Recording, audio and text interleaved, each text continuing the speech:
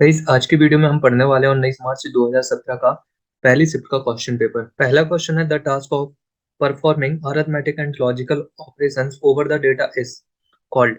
जो भी task arithmetic और लॉजिकल ऑपरेशंस के द्वारा डेटा पर करे जाते हैं उन्हें क्या कहा जाता है? पहला स्टोरिंग, दूसरा एनकोडिंग, तीसरा डिकोडिंग और चौथा है प्रोसेसिंग। तो ये जो भी एएलयू के द्वारा डेटा पर कार्य किए जाते हैं, मतलब जो भी परफॉर्मिंग टास्क हैं, वो कहलाते हैं प्रोसेसिंग करना। मतलब जो भी एएलयू के द्वारा काम किया जा रहा है डेटा पर, वह कहलाता है प्रोसेसिंग करना। सो आंसर होगा चौथे नंबर का, the data stored in blank gets erased when the computer is switched off. जब भी डाटा किस चीज में स्टोर रहता है, जब लाइट जाने पर वह डिलीट हो जाता है। पहला रैम में, दूसरा रोम में, तीसरा हार्ड डिस्क में और चौथा है फ्लैश मेमोरी में। सो ये जब भी हम काम कर रहे होते हैं और डेटा जो भी हम काम करते हैं वह होता है रैम में, राइट। तो जब भी लाइट जाती है या डायरेक्टली स्विच ऑफ हो जाता है, तो उसमें जो रैम में डेटा होता है वह इरेज हो जाता है, राइट। मतलब ये सेव नहीं होता है, ये इरेज हो जाता है। सो इसका आंसर होगा पहले नंबर का रैम। नेक्स्ट क्वेश्चन है which of the following statement is false. इनमें से कौन सा कथन गलत है? पहला, CPU is called the brain of the computer. CPU computer का ब्रेन कहा जाता है, ये बिल्कुल सही है। दूसरा, the ALU carries out logic processing. ALU logic processing carries करता है, यह भी बिल्कुल सही है। Both RAM and ROM are volatile in nature. RAM और रोम नेचर में वॉलेटाइल है। और the man memory is not an integral part of CPU. जो मैन मेमोरी है वह सीपीयू का इंटीग्रल पार्ट नहीं है। तो guys, यहाँ पर जो तीसरे नंबर का कथन है, मतलब कि both RAM and ROM are volatile in nature, ये कथन गलत है, राइट। सो आंसर होगा इसका तीसरे नंबर का। नेक्स्ट क्वेश्चन है desktop computers are also known as. Desktop computer होते हैं, उन्हें और किस नाम से जाना जाता है? पहला पर्सनल कंप्यूटर, दूसरा सुपर कंप्यूटर, तीसरा मेन फ्रेम्स और चौथा है पब्लिक कंप्यूटर। तो ये जो भी डेस्कटॉप कंप्यूटर होते हैं उन्हें हम पीसी बोलते हैं। पीसी यानी कि पर्सनल कंप्यूटर, राइट। मतलब शॉर्ट फॉर्म पीसी भी लिखा हुआ आ सकता है, वरना फुल फॉर्म पर्सनल कंप्यूटर होता है। सो आंसर होगा पहले नंबर का। नेक्स्ट क्वेश्चन है which of the following is the most expensive and is massive in size. इनमें से कौन सा बहुत ही महंगा और साइज में बहुत बड़ा होता है? पहला माइक्रो कंप्यूटर, दूसरा सुपर कंप्यूटर, तीसरा मिनी कंप्यूटर और चौथा है मेनफ्रेम कंप्यूटर। सो गाइस यहाँ पर सब साइज में बहुत बड़ा और सबसे महंगा होता है super computer, right. So answer होगा दूसरे नंबर का। नेक्स्ट क्वेश्चन है hardware devices used to enter data and instruction into a computer for storage और प्रोसेसिंग आर कॉल्ड। स्टोरेज या प्रोसेसिंग के लिए कंप्यूटर में डेटा और निर्देशों को दर्ज करने के लिए उपयोग किए जाने वाले हार्डवेयर डिवाइसेस को क्या कहते हैं? पहला इनपुट डिवाइस, दूसरा आउटपुट डिवाइस, तीसरा है मेमोरी डिवाइसेस और चौथा है माइक्रो कंट्रोलर्स। सो जिन डिवाइसेस का यूज डेटा डालने और इंस्ट्रक्शन देने के लिए किया जाता है वह कहलाती है इनपुट डिवाइस, राइट। आंसर होगा इसका पहले नंबर का। नेक्स्ट क्वेश्चन है स्टेट वेदर ट्रू और फॉल्स। इनमें बताना है कि कौन सा कथन सही है, कौन सा गलत है। पहला, mouse is a hand operated pointing device. Mouse हाथ से चलाने वाली पॉइंटिंग डिवाइस है, ये बिल्कुल सही है। दूसरा, optical mouses uses laser for detecting its movement. Optical mouse laser का यूज करता है मूवमेंट को डिटेक्ट करने, तो ये भी बिल्कुल सही है। तीसरा है the communication between input devices and CPU is by directional. मतलब कि जो इनपुट डिवाइस और सीपीयू के बीच में जो कम्युनिकेशन होती है बाई डायरेक्शनल, मतलब कि दोनों साइड से होती है। गाइस यहाँ पर इनपुट डिवाइस के साथ में तो एक साइड से ही जो कम्युनिकेशन होता है एक साइड से होता है, दोनों दोनों साइड से नहीं होता है, राइट। तो ये तीसरे नंबर का सेंटेंस गलत होगा।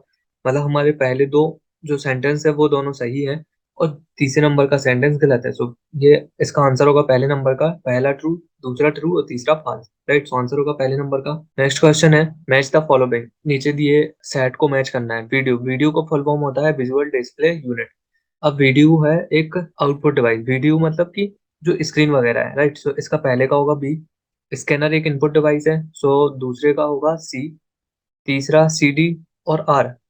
आर से है रिकॉर्डेबल, सो तीसरे का होगा डी और चौथा C D R W. R W मतलब रीड राइटेबल। सो यहाँ पर पहले का हुआ बी, दूसरे का सी, मतलब पहले का बी दूसरे का सी। सो आंसर इसका होगा दूसरे नंबर का, पहले का बी दूसरे का सी तीसरे का डी और चौथे का ए, राइट। सो आंसर होगा दूसरे नंबर का। नेक्स्ट क्वेश्चन है second generation programming language use लैंग in place of binary digits. दूसरी जनरेशन की प्रोग्रामिंग लैंग्वेज है वह बाइनरी की जगह पर किसका उपयोग करती है? पहला ऑपकोड्स का, दूसरा निमोनिक्स का, तीसरा सिंबल्स का और चौथा है ग्राफिक्स का। तो इस सेकंड जनरेशन में जो प्रोग्रामिंग लैंग्वेज थी वह असेंबली लैंग्वेज यूज करी जाती थी और असेंबली लैंग्वेज में निमोनिक्स का यूज करा जाता था। निमोनिक्स मतलब कि अल्फाबेटिकल और बाइनरी का मिक्स होता था, तो यहाँ पर आंसर होगा दूसरे नंबर का निमोनिक्स। नेक्स्ट है which of the following is a utility software. इनमें से कौन सा यूटिलिटी सॉफ्टवेयर है? पहला विंडोज 2007, दूसरा नॉर्टन एंटीवायरस, तीसरा एमएस वर्ड, चौथा है एमएस एक्सेस। तो यहाँ पर utility software MS 2000 sorry Windows 2007 ये तो ऑपरेटिंग सिस्टम है, मतलब सिस्टम सॉफ्टवेयर।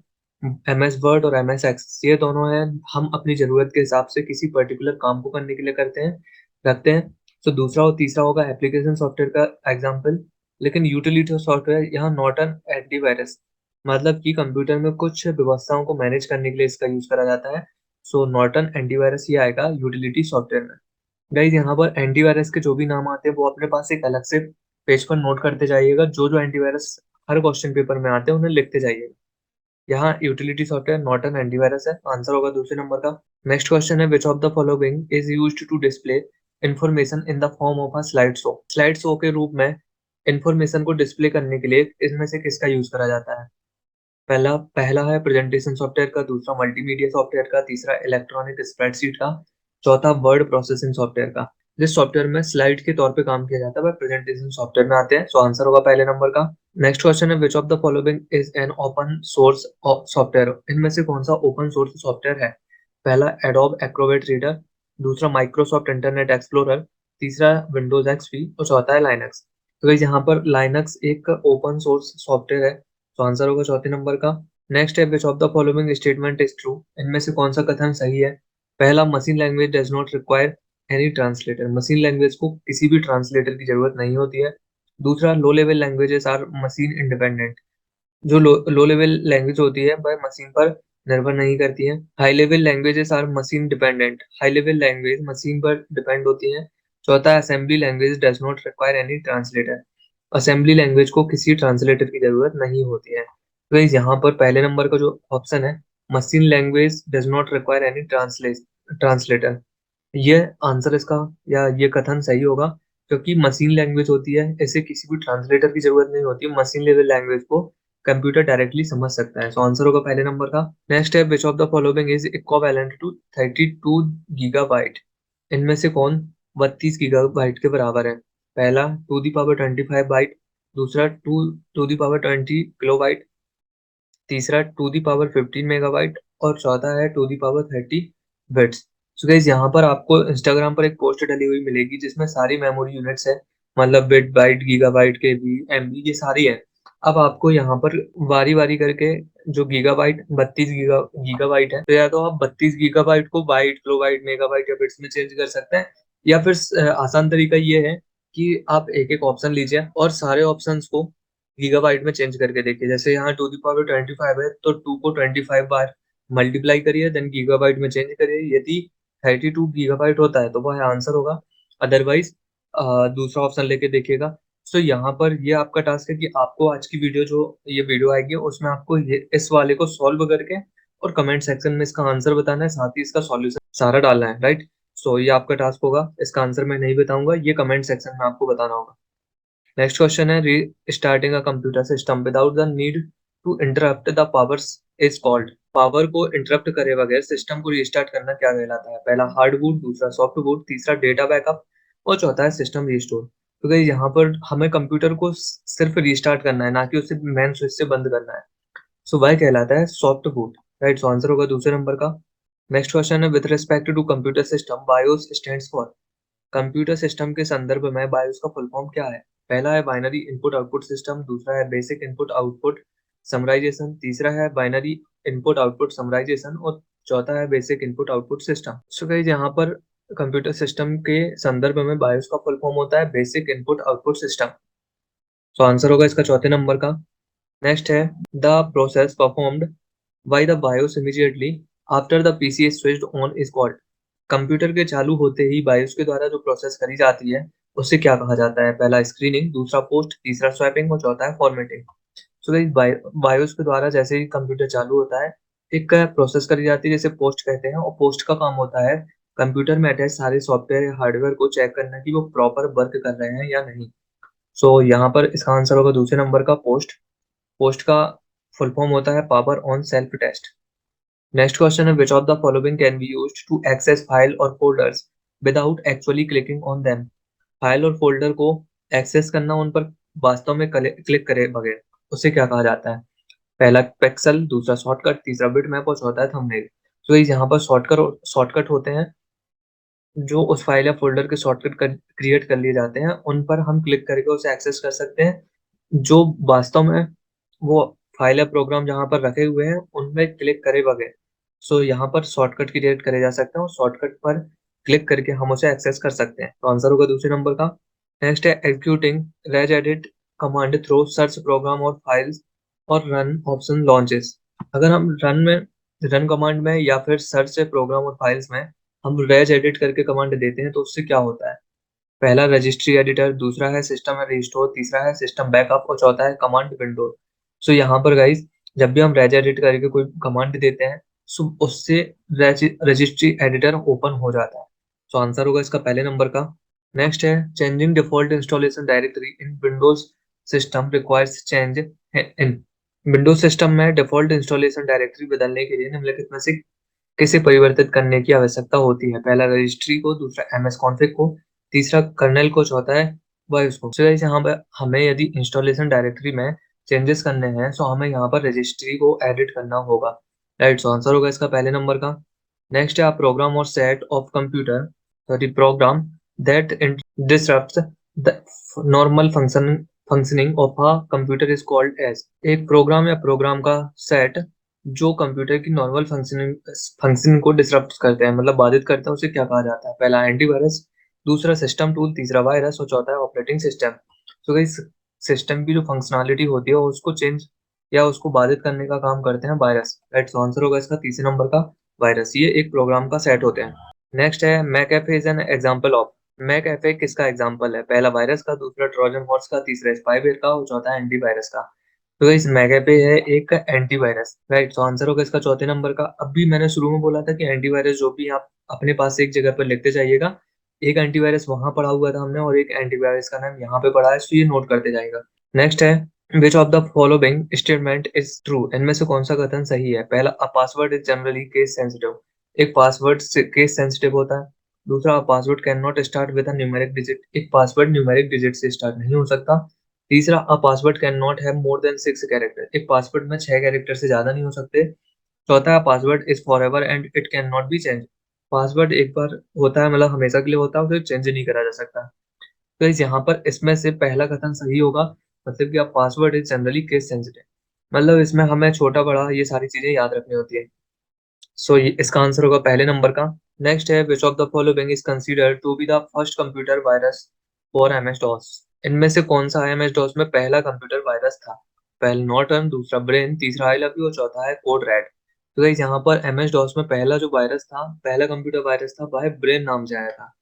तो आंसर होगा इसका दूसरे नंबर का ब्रेन। नेक्स्ट क्वेश्चन है which of the following provides an option to uninstall a software from a computer. इनमें से कौन सा ऑप्शन तो आपको सॉफ्टवेयर को अनइंस्टॉल करने के लिए फीचर प्रोवाइड करता है? पहला डेस्कटॉप, दूसरा फायरवॉल, तीसरा विंडोज एक्सप्लोरर और चौथा है कंट्रोल पैनल। तो guys, यदि हमें किसी सॉफ्टवेयर को, किसी प्रोग्राम को अनइंस्टॉल करना है तो उसके लिए हमें जाना होगा यहाँ पर कंट्रोल पैनल का। कंट्रोल पैनल से हम किसी भी सॉफ्टवेयर को अनइंस्टॉल कर सकते हैं। तो आंसर होगा इसका चौथे नंबर का। नेक्स्ट क्वेश्चन है स्टेट वेदर ट्रू और फॉल्स।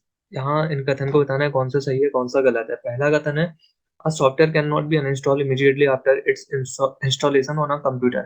मतलब कंप्यूटर पर किसी सॉफ्टवेयर को इंस्टॉल कर लेने के बाद तुरंत इसे अनइंस्टॉल नहीं करा जा सकता। सो इस पहला कथन गलत है क्योंकि इसे इंस्टॉल करने के तुरंत बाद भी अनइंस्टॉल करा जा सकता है। दूसरा है a computer may be affected by some viruses even though an antivirus is installed and active. मतलब कंप्यूटर में एंटीवायरस डला होने के बाद भी वायरस कंप्यूटर को अफेक्ट कर सकते हैं। सो ये बिल्कुल सही है। तो पहला गलत और दूसरा सही है। तो यहाँ पे ऑप्शन में है चौथे नंबर का, पहला गलत और दूसरा सही। राइट, सो आंसर होगा चौथे नंबर का। नेक्स्ट क्वेश्चन है with respect to file management FAT stands for. File management के संबंध में एफएटी का फुल फॉर्म क्या है? पहला फाइल एलोकेशन टेबल, दूसरा फाइल एडिशन टेबल, तीसरा है फाइल एलोकेशन टास्क, चौथा है फाइल एडिशन टास्क। तो guys, यहाँ पर एफएटी का फुल फॉर्म होता है file allocation table. Right, so answer होगा इसका पहले नंबर का फाइल एलोकेशन टेबल। नेक्स्ट है which of the following is the most simplistic of the file system supported by Windows NT. Windows NT इनमें से कौन सा फाइल सिस्टम सपोर्ट करता है? पहला एफएटी, दूसरा एनटीएफएस, तीसरा एचपीएफएस और चौथा है बोथ एनटीएफएस एंड एचपीएफएस। तो गाइस यहाँ पर विंडोज एनटी एफएटी करके जो फाइल एलोकेशन टेबल होता है इस फाइल सिस्टम को सपोर्ट करता है। सो आंसर होगा पहले नंबर का। नेक्स्ट है and blank file composed of one or more computer file along with their metadata। एक खालिस्तान फाइल या एक या अधिक कंप्यूटर फाइल्स उनके डेटा और मेटा डेटा से मिलकर बनी होती है। पहला पोर्टेबल, दूसरा आर्काइव, तीसरा डॉक्यूमेंट और चौथा है बिटमैप। सो यहाँ पर इसका आंसर होगा दूसरे नंबर का आर्काइव फाइल होती है जो एक या एक से अधिक कंप्यूटर फाइल्स के मेटा डेटा के साथ मिलकर बनी होती है। तो आंसर होगा दूसरे नंबर का। नेक्स्ट है which of the following allows you to explore and manage the contents of your computer drive. इनमें से कौन आपके अपने कंप्यूटर ड्राइव के कंटेंट का पता लगाने और इसे मैनेज करने की अनुमति देता है। पहला माई कंप्यूटर, दूसरा माई डॉक्यूमेंट, तीसरा प्रोग्राम फाइल्स, तो चौथा है डेस्कटॉप। तो यहाँ पर कंप्यूटर ड्राइव के कंटेंट का पता लगाने का और इसे मैनेज करने का काम होता है माई कंप्यूटर का। सो आंसर होगा इसका पहले नंबर का। नेक्स्ट क्वेश्चन है with respect to M S DOS operating system which of the following file contents DOS kernel. M S DOS operating system के संदर्भ में डॉस कर्नेल कौन रखता है। पहला io.sys, दूसरा ms-dos.sys, तीसरा command.com, चौथा है config.sys। तो इस यहाँ पर डॉस में डॉस कर्नेल ms-dos.sys, ये सेकंड नंबर का इसका आंसर होगा। डॉस कर्नेल इसमें कंटेंट्स होता है, राइट। आंसर होगा दूसरे नंबर का। नेक्स्ट क्वेश्चन है स्टेट वेदर ट्रू और फॉल्स। बताना है कौन सा कथन गलत है कौन सा सही है। पहला है FAT file system the name of a file or directory can not contain any spaces. मतलब कि FAT फाइल सिस्टम में फाइल या डायरेक्टरी इस के नाम में स्पेस नहीं होता है। सो ये बिल्कुल सही है, फाइल या डायरेक्टरी के नाम में कोई भी स्पेस नहीं होगा। दूसरा है इन FAT फाइल सिस्टम कौन और AUX are reserved name and they can not be used as a file or directory name. FAT file system में कौन और ऑक्स ये नाम रिजर्व होते हैं और इनका फाइल या डायरेक्टरी के रूप में यूज नहीं करा जा सकता। सो ये भी बिल्कुल सही है। सो आंसर होगा ट्रू दोनों। तो पहला भी कथन यहाँ सही है और दूसरा भी कथन यहाँ पर सही होगा। तो आंसर होगा चौथे नंबर का। नेक्स्ट क्वेश्चन है which of the following change case option convert all the letters into lower case. इनमें से कौन सा ऑप्शन यानी कौन सा चेंज केस सारे अल्फाबेट्स को लोअर में चेंज कर देता है, लोअर केस में। गाइस यहाँ पर एक पैराग्राफ लिखा हुआ दिख रहा होगा वर्ड में। अब हमें क्या करना है, इसमें से देखना है कि कौन सा चेंज केस सारे वर्ड्स को स्मॉल लेटर में चेंज कर देता है। तो इसके लिए हमने सबसे पहले सिलेक्ट किया। यहाँ जो फॉन्ट साइज होता है उसके नीचे ए एक चेंज केस करके ऑप्शन होता है, इसमें क्लिक करके ये 5 प्रकार के चेंज केस होते हैं। अब इसमें हमें देखना है कि सबसे जो सारे अल्फाबेट्स को लोअर केस में चेंज कर देता है। सो यहाँ पर जैसे हमने लोअर केस में किया, ये देखिए सारे जो अल्फाबेट्स हैं वो सारे लोअर केस मतलब सारे स्मॉल लेटर्स में चेंज हो गए। तो गाइस यहाँ पर आंसर होगा इसका लोअर केस, मतलब चौथे नंबर का, जो सारे लेटर्स को लोअर केस में कन्वर्ट कर देता है। तो आंसर होगा चौथे नंबर का। नेक्स्ट क्वेश्चन है which of the following can be used to enter text in any part of Word document. इनमें से कौन सा फीचर आपको MS वर्ड में कहीं भी टेक्स्ट डालने की अनुमति देता है। पहला टेक्स्ट बॉक्स, दूसरा सिंबल, तीसरा पिक्चर, तीसरा और चौथा इक्वेशन। तो ये जैसे अगर हमें वर्ड में कहीं भी टेक्स्ट लिखना है, राइट। अब जैसे सपोज हमें यहाँ कोने पे ऊपर लिखना है पर यहाँ पर कर्सर तो नहीं जा रहा है, तो इसके लिए हम क्या करेंगे, यहाँ इंसर्ट मेन्यू में जाएंगे, इंसर्ट में जाके यहाँ टेक्स्ट बॉक्स, जैसे टेक्स्ट बॉक्स में क्लिक किया यहाँ पर ये कुछ नीचे बॉक्स खुल गया, यहाँ ड्रॉ टेक्स्ट बॉक्स, जैसे हमने इस पर क्लिक किया अब हम कहीं भी एक बॉक्स ड्रॉ कर सकते हैं और इसमें जाके हम यहाँ पर लिख सकते हैं, राइट। सो यहाँ इसका आंसर होगा टेक्स्ट बॉक्स, यानी कि टेक्स्ट बॉक्स इंसर्ट करके हम वर्ड डॉक्यूमेंट में कहीं पर टाइप कर सकते हैं। तो आंसर होगा पहले नंबर का। नेक्स्ट क्वेश्चन है which of the following menu items can be used to insert a text box into a Word document. Text box डालने के लिए हमें किस मेन्यू में जाना होगा, पहले फाइल में, दूसरा एडिट, तीसरा इंसर्ट और चौथा है फॉर्मेट मेन्यू। तो ये सब भी हमने जस्ट पढ़ा कि अगर हमें ये टेक्स्ट बॉक्स यहाँ पर इंसर्ट करना है तो उसे इंसर्ट करने के लिए हम यहाँ इंसर्ट मेन्यू में जाएंगे, देन इसके बाद यहाँ टेक्स्ट बॉक्स। सो यहाँ पर आंसर होगा इसका तीसरे नंबर का इंसर्ट, राइट। सो इंसर्ट मेन्यू में जाकर हम टेक्स्ट बॉक्स को इंसर्ट कर सकते हैं। नेक्स्ट क्वेश्चन है इन MS word document the zigzag red underline indicates possibly. MS word में जो रेड जिगजैग अंडरलाइन होती है उसका मतलब क्या है। पहला ग्रामिकल मिस्टेक या ग्रामेटिकल एरर, दूसरा है स्पेलिंग एरर, तीसरा इम्प्रॉपर कैपिटलाइजेशन, चौथा है इम्प्रॉपर इंडेंटेशन। इसका हमने पहले पढ़ा हुआ है कि MS वर्ड में 3 प्रकार की जिगजैग अंडरलाइन आती है, पहला रेड, दूसरा ब्लू और तीसरा होता है ग्रीन। रेड का मतलब होता है स्पेलिंग मिस्टेक, ग्रीन का मतलब होता है ग्रामर मिस्टेक, ब्लू का मतलब होता है मिस यूज ऑफ वर्ड, मतलब कि सही जगह पर सही शब्द का इस्तेमाल नहीं करा गया है। तो यहाँ पर पूछा गया रेड अंडरलाइन, तो रेड अंडरलाइन अंडरलाइन का मतलब होता है स्पेलिंग एरर। तो आंसर होगा दूसरे नंबर का। नेक्स्ट है which of the following makes the text slantly slided to the right. इनमें से कौन सा फीचर टेक्स्ट को थोड़ा सा राइट साइड झुका हुआ दिखा देता है? पहला स्ट्राइक थ्रो, दूसरा इटैलिक, तीसरा बोल्ड और चौथा अंडरलाइन। तो यहाँ पर एक पैराग्राफ सिलेक्टेड है, अगर हम इसे जाके इटैलिक करते हैं तो आपको हल्का सा अंतर समझ में आ रहा होगा, ये अपनी जगह से दाएं साइड थोड़ा थोड़ा सा झुक रहे हैं, राइट।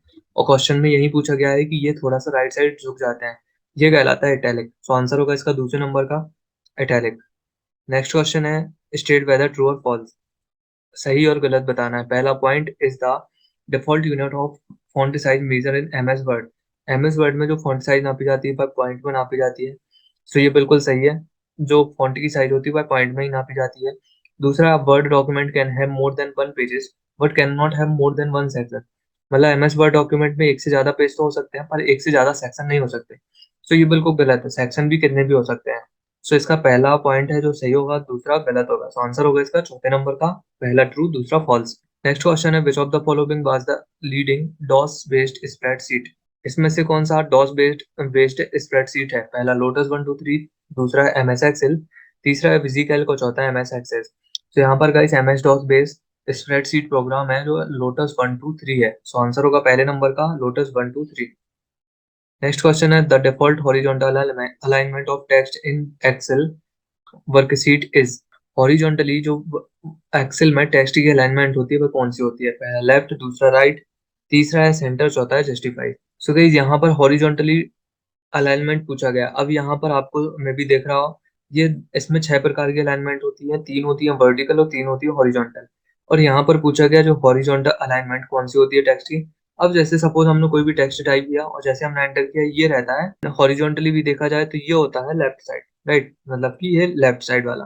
सो इसमें आंसर होगा इसका पहले नंबर का कि वर्कशीट में हॉरिजॉन्टल अलाइनमेंट में टेक्स्ट होता है लेफ्ट अलाइनमेंट, राइट। तो आंसर होगा पहले नंबर का। नेक्स्ट क्वेश्चन है each Excel formula must start with blank character. Excel में जो फॉर्मूला स्टार्ट होता है वह कौन से सिंबल से चालू होता है? पहला स्टार से, दूसरा हैश से, तीसरा एंड से और चौथा इक्वल से। तो गाइस कोई भी फॉर्मूला हो एक्सेल में, एक्सेल का कोई भी फॉर्मूला होता है इक्वल के साइन से चालू। तो आंसर होगा इसका चौथे नंबर का। नेक्स्ट क्वेश्चन है the value of the cell expression equal 27 divided by 9 divided by 3 is. जो एक्सेल एक्सप्रेशन दिया गया है इसका आंसर क्या होगा? पहला 1, दूसरा 3, तीसरा है 6 और चौथा है 9। तो गाइस यहाँ पर ये जो एक्सेल एक्सप्रेशन दिया गया है इसे भी आप खुद सॉल्यूशन सहित कमेंट सेक्शन में डालेंगे। यहाँ आपके आज के 2 टास्क हो गए हैं, एक ये वाला एक पहले वाला टास्क, राइट। देखते हैं कौन कौन इसको सॉल्व करके कमेंट सेक्शन में डालता है और इसका आंसर सही बताता है। नेक्स्ट क्वेश्चन है in MS Excel all errors values begins with blank character. MS Excel में जब भी कोई भी एरर आती है तो वो कौन से सिंबल से या कौन सी वैल्यू से चालू होती है? पहला डॉलर से, दूसरा एंड से, तीसरा हैश से और चौथा है एट द रेट से। तो इस एमएस एक्सेल में कोई भी प्रकार की एरर आए, एरर चालू होती है हैश के साइन से। सो इसका आंसर होगा तीसरे नंबर का हैश। नेक्स्ट क्वेश्चन है the display value of the cell containing the following Excel expression is. Excel expression जो दिया गया है उसकी वैल्यू क्या होगी? X and Y. जब एक्स और वाई हमने लिखा एक्स एंड वाई तो यहाँ पर पहला ऑप्शन है एक्स वाई, दूसरा एक्स डैश वाई, तीसरा एक्स एंड वाई और चौथा है एक्स प्लस वाई। तो ये जब भी एक्सेल का एक्सप्रेशन एक्स एंड वाई इस तरह से लिखा जाता है तो इसका मतलब होता है एक्स वाई, मतलब एक्स और वाई की वैल्यू साथ में लिख देना। सो आंसर होगा इसका पहले नंबर का। नेक्स्ट है which of the following statement is false. इनमें से कौन सा कथन गलत है? पहला Excel formula is not case sensitive. Excel formula case sensitive नहीं होता है। दूसरा है Excel worksheet can be renamed, मतलब एक्सेल की वर्कशीट को रीनेम करा जा सकता है। तीसरा है first row and first column of an Excel worksheet can not be deleted. Excel worksheet का पहला कॉलम और पहली रो डिलीट नहीं करी जा सकती। और चौथा है diagonal cells of an Excel worksheet can not be merge, मतलब डायगोनली सेल्स को मर्ज नहीं करा जा सकता है एक्सेल की शीट में, राइट। तो गाइस यहाँ पर तीसरे नंबर का कथन गलत होगा कि पहली रो और पहले कॉलम को डिलीट नहीं करा जा सकता, जबकि डिलीट ऐसे किसी भी कॉलम या किसी भी रो को करा जा सकता है। सो आंसर होगा इसका तीसरे नंबर का गलत होगा। नेक्स्ट क्वेश्चन है स्टेट वेदर ट्रू और फॉल्स। सही और गलत बताना है। पहला है Excel displays the hashtag reference error when a formula refers to a cell that is not valid. मतलब कि ये जो रेफरेंस फार्मूला दिया गया रेफरेंस एरर होती है, ये जब दी जाती है जब जो सेल दिया गया है फॉर्मूला में वो गलत है, मतलब उसका रेफरेंस गलत है। सो ये पहला सही है। जब भी सही सेल नहीं दी जाती है फॉर्मूला में तो ये रेफरेंस एरर आता है। दूसरा है Excel displays divergence 0, error when a formula tries to divide a number by an empty cell. So ये divergence 0 करके एरर तब आती है जब किसी भी सेल को जीरो से या किसी ब्लैंक सेल से डिवाइड करा जाता है। सो ये बिल्कुल सही है। सो गाइस यहाँ पर दोनों सेंटेंस इसके सही होंगे, मतलब आंसर होगा इसका तीसरे नंबर का, दोनों ट्रू, फर्स्ट ट्रू और second true, right. Next question है, with respect to the internet RSS stands for. Internet के संबंध में आरएसएस का फुल फॉर्म क्या है? पहला रिच साइट सिंड्रोम, दूसरा है रिच साइट समरी, तीसरा है रिजर्व्ड साइट समरी और चौथा है reserved site syndrome. So guys हाँ, आरएसएस का फुल फॉर्म होता है रिच साइट समरी। आंसर होगा इसका दूसरे नंबर का। नेक्स्ट क्वेश्चन है, which of the following is the smallest in size? Area coverage, मतलब साइज में कम है, पहला लैन, दूसरा मैन, तीसरा वैन और चौथा है पैन। तो गाइस यहाँ पर कम एरिया जो कवरेज करता है इसमें सबसे छोटा है पैन, तो आंसर होगा चौथे नंबर का। Next question, which of the following is a web browser? इनमें से कौन सा वेब ब्राउजर है? पहला गूगल, दूसरा मोजिल्ला फायरफॉक्स, तीसरा बिंग और चौथा है याहू। तो गाइस यहाँ पर गूगल, बिंग और याहू ये तीनों सर्च इंजन है, ना कि ब्राउजर। यहाँ पर वेब ब्राउजर है या है Mozilla Firefox, right. So answer होगा दूसरे नंबर का।